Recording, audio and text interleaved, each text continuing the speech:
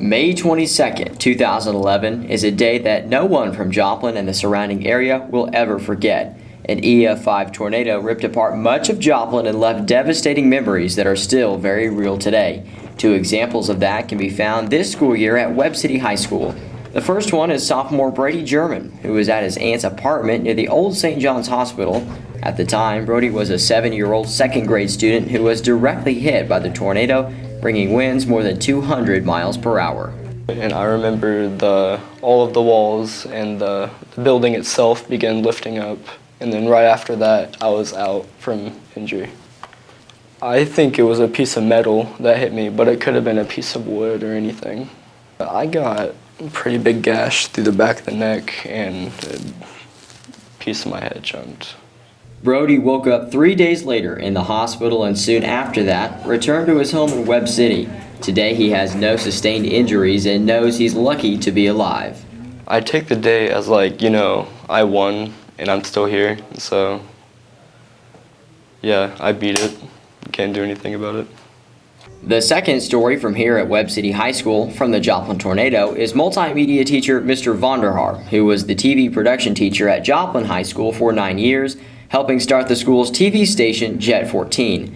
The tornado in a flash took their school away.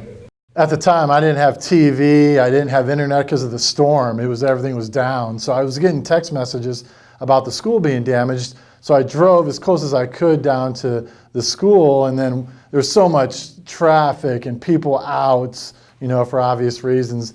So I got as close as I could. I walked the rest of the way and then just saw the school. And what you saw then and then the next day was just, very surreal. You couldn't believe what was going on.